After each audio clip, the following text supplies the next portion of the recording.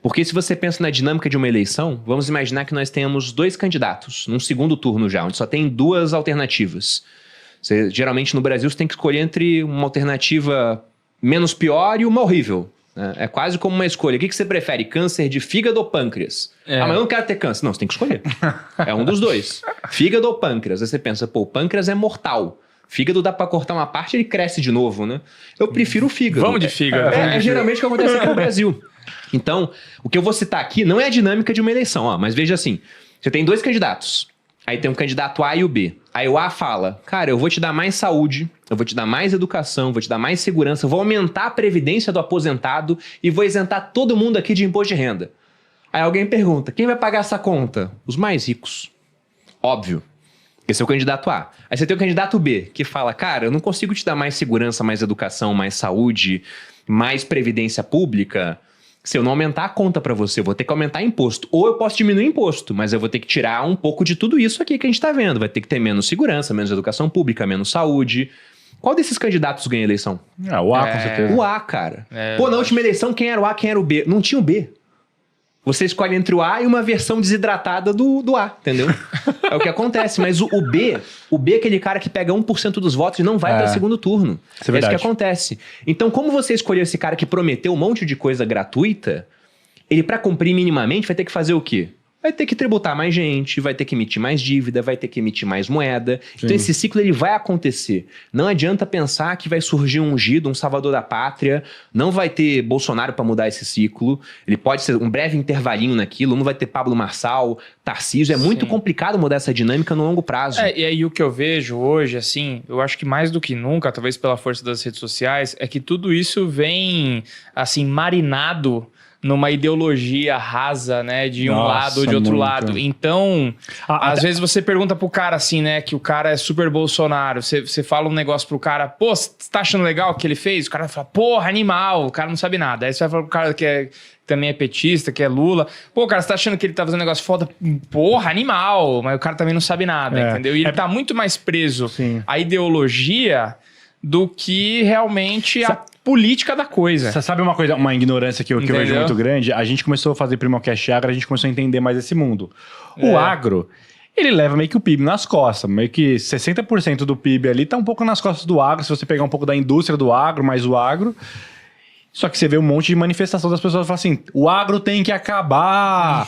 Então, tipo assim, você tá falando, tipo assim, cara, você tá falando que uma área que leva o país nas costas tem que acabar, então a galera não entende muito como funciona o Brasil. Eu diria até que talvez não seja nem ideologia. Tem o cara ideológico, né? Mas também tem um cara que ele vai pela simpatia pessoal. Simpatia. Porque tem aqueles vídeos onde você pega falas do Bolsonaro, né, e atribui ao Lula, fala assim, Lula falou tal coisa, vai pra um cara de direita e fala, também, ó o que o Lula fala besteira, depois você fala, não, isso aqui foi o Bolsonaro, o cara, pô, tá mentindo, não é possível. Mas é muito bom, o cara vai fala do Lula que você atribui ao Bolsonaro. É a mesma coisa, então o cara é simpatia pessoal, entendeu? Total. Existe, mas o cara confunde o cara que ele tomaria uma cerveja com o cara que ele precisa colocar no poder, né? Ou a gente pode fazer até, uma outra pesquisa aqui, pessoal que tá assistindo, né? Porque ali eu falei de candidato A ou B, né? Então vamos esquecer candidato. Você chega no seu trabalho e faz a seguinte pesquisa com o pessoal que trabalha contigo. Você começa a perguntar, pra gente ver como inflação é uma escolha política.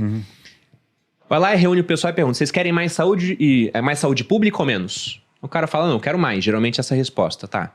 Você quer mais educação pública ou menos? Não, eu quero mais educação pública. Você quer mais dinheiro para os aposentados ou menos? Pô, o cara trabalhou a vida toda, né? Vamos na aposentadoria digna. Eu quero mais dinheiro para os aposentados. Aí você arremata com uma última pergunta. Você aceita pagar mais impostos para que a gente tenha tudo isso ou prefere pagar menos? O cara fala, não, tributo rico, pô. Eu não quero pagar mais imposto, eu já pago muito. Então, se você quer levar o gasto público em tudo, mas você quer pagar menos, a conta não fecha. No final, a gente vai ter mais impressão de dinheiro, mais valorização. Então, não tem herói nessa história toda que não seja o próprio indivíduo querendo se salvar. Como é que ele pode fazer isso? É realmente tendo aquilo que vai subir mais do que a desvalorização da moeda, como por exemplo o Bitcoin. E até um risco grande de falar assim, taxa o rico, pô, mas o cara é rico. Cara, beleza, só que o rico tem dois poderes, ele é rico. Então ele pode falar assim, cara, beleza, esse país não tá dando pra mim, eu vou embora daqui. Ou ele compra tudo numa criptomoeda e leva pra fora. Ou então ele fala assim, cara, não tá valendo a pena empregar 10 mil pessoas e pagar tudo isso de imposto. Vou fechar a empresa, mandar 10 mil pessoas pra rua e mudar de país. Esse é um problema de uma cabeça de tipo assim, cara, onde não pensa com um todo. Porque a maioria dos ricos que tem no Brasil, eles são ricos porque eles empreendem. Eles têm hoje empresas que dão emprego pra galera. Se o rico não achar que tá valendo a pena ficar nesse país, ele vai empreender em outro país, vai fazer outra coisa. Então, tipo, é um meio tiro no pé muitas também. vezes, né, o Thiago, o Perini, a gente é muito criticado porque as pessoas que às vezes não gostam muito da gente, elas acham que a gente tira, a gente põe, né, sobre os ombros da responsabilidade do indivíduo aquilo que deveria ser uma responsabilidade do Estado, né? Uhum. E a gente tem muito mais uma característica de não, cara, vai lá, trabalha você, investe você que tem que ser o protagonista do negócio, porque, cara, se você ficar dependendo do cara ali, da movimentação, do pacote aqui de incentivo, o negócio ferrou. E aí, vendo esse programa, eu acho que cada vez mais eu vejo essa conclusão de, cara, beleza, você é um cara muito pobre e esses programas aí de incentivo, às vezes eles te dão aí o... Um confortinho ali. Beleza, mas a gente viu que ele te dá com uma mão e te tira com a outra, né? Sim. Ou ele te dá o dinheiro do sorvete e te cobra depois R$5 a mais do negócio, né? Mas eu acho que o segredo mesmo é, cara, você puxar a responsabilidade para si, trabalhar, ganhar dinheiro, investir bem a sua grana, diversificar entre países, entre moedas, entre cripto e tudo. Sim. E, cara, se proteger. Eu até lembro uma época... Não tem o que fazer, eu tenho uma época que eles isentaram, o governo isentou para incentivar o consumo. Era um imposto que ficava em cima de eletrodomésticos, que você podia comprar geladeira, fogão e tudo mais. Só que foi uma alta histórica de gás. Então o cara podia comprar um fogão novo, mas o gás estava super caro. Então, tipo assim, uma coisa não fechava a conta da outra. Que é um pouco do que você falou, que, mano, o governo dá com uma mão e tira com a outra. Porque não tem jeito dele sobreviver se ele não fizer isso. Sim, não, tem consequências essas políticas, né? Mas pegando alguns pontos que vocês citaram, o primeiro deles sobre essa questão do ódio que existe aos ricos é que é melhor ter o rico do que não ter, cara. Vamos pensar da seguinte forma, de maneira familiar primeiro. Tem gente que fala, felicidade é ganhar mais que o seu cunhado. Eu preferia que o meu cunhado ganhasse muito mais do que eu. Muito mais. Muito melhor. Você não tem que ajudar o cunhado. Exato. Você não tem que ajudar. Esse cara pode te ajudar. Agora vamos pensar em dinâmica entre países.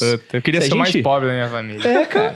Eu fiz a minha irmã ficar rica por conta disso. Eu falei, ela veio pra dividir a conta, né? Aí eu falei, Priscila, vai fazer leilão na internet. Aí, mostra como é que funciona. Não, só um negócio particular, porque transborda pra você. Exato. Pô, minha avó ficou doente, passou pelos filhos dela e passou pros netos mais velhos e caiu em mim.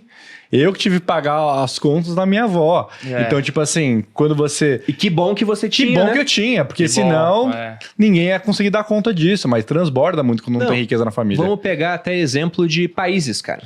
Se a gente tem uma regra geográfica, é que o país que não tem saída para o mar costuma ser mais pobre do que aqueles que têm. Sim. Porque o principal meio de comércio internacional é o marítimo, é por onde você transporta a maior parte das cargas. Se pega aqui na América do Sul, a Bolívia, por exemplo, não tem saída para o mar, o que para eles é uma tragédia. Eles tinham, mas perderam para o Chile em uma guerra.